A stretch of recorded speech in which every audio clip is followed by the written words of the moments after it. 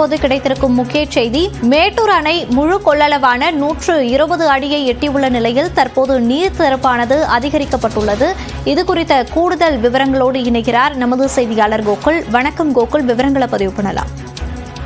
மேட்டூர் அணை 43வது முறையாக முழு கொள்ளளவான 120 அடியை எட்டியுள்ளதை அடுத்து தற்பொழுது மேட்டூர் அணையிலிருந்து உபரி நீர் வெளியேற்றப்பட்டு வருகிறது. முக்கியமாக மேட்டூர் அணையினுடைய உபரி நீர் போக்கியான 16 கண் மதகு வழியாக தற்பொழுது முதற்கட்டமாக 24,500 கனஅடி தண்ணீர் வெளியேற்றப்பட்டு வருகிறது. ஏற்கனவே டெல்டா பாசனத்திற்காக திறக்கப்பட்ட தண்ணீரானது மேட்டூர் அணையினுடைய அணை மின் நிலையம் மற்றும் சுரங்க மின் நிலையம் வழியாக திறக்கப்பட்டு வருகிறது. தற்பொழுது அந்த அணை மின் நிலையம் மற்றும் சுரங்க மின் நிலையம் வழியாக 21,500 கனஅடியும் மீதமுள்ள தண்ணியை இந்த 16 கண் போக்கி வழியாகவும் திறந்துவிட திட்டமிட்டிருக்கிறார்கள்.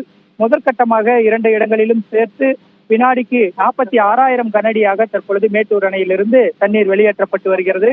இது இரவு 7 மணிக்கு 66,000 கனஅடியாகவும், இரவு 8 மணிக்கு 81,500 கனஅடி வீதமாகவும் அதிகரித்து வெளியேற்றப்பட இருக்கிறது. குறிப்பாக மேட்டூர் அணை முழு கொள்ளளவை எட்டியிருக்க காரணத்தினால் மேட்டூர் அணையிற்கு வரக்கூடிய நீர் வரத்தை இனி முழுமையாக வெளியேற்றப்படுவதும், அதே போல அணையிலிருந்து சற்று முன்பாக கால்வாய் பாசனத்திற்காக ஒரு 300 கனஅடி வீதம் திறக்கப்பட்டிருக்கிறது. அந்த வழியில் அதிகபட்சமாக 500 கனஅடி வரை திறக்கப்பட்டிருக்கிறது.